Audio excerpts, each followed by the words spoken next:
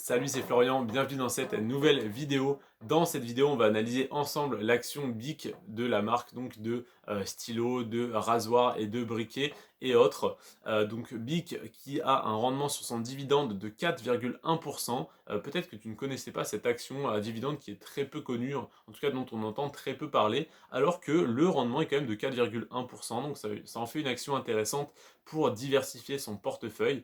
En plus de ça, ça fait 22 ans que le dividende est versé sans interruption. Alors attention parce qu'il y a des petites entourloupes sur le dividende, mais en tout cas depuis 22 ans, il est versé sans interruption. Il n'a connu aucune coupure. Il a connu certaines baisses, mais pas de coupure.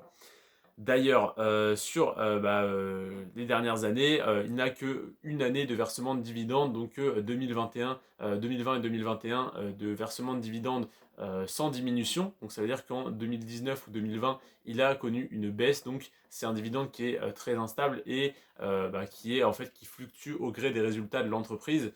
Et d'ailleurs, c'est là que ça m'embête et c'est pour ça que BIC ne représentera qu'une infime partie de mon portefeuille, c'est que la croissance du dividende sur les 10 dernières années n'est pas une croissance mais une décroissance, donc elle est négative et surtout elle est négative de 6% par an en moyenne. Donc 6% par an, ça fait, rien que si on les additionnait simplement, ça ferait 60%, donc un dividende qui a été divisé de moitié, sauf que 6% avec les intérêts composés, ça fait bien plus que divisé de moitié. Donc attention à ça, le dividende a très fortement baissé sur les 10 dernières années. Et en plus de ça, le cours de l'action a suivi et a également baissé. Donc j'ai investi, alors en tout cas je souhaite y investir prochainement en espérant un rebond sur les prochaines années parce qu'on arrive à des prix qu'on pourrait dire être des prix planchers, ou presque en tout cas, mais les résultats financiers de l'entreprise sont très bas, donc attention à ça.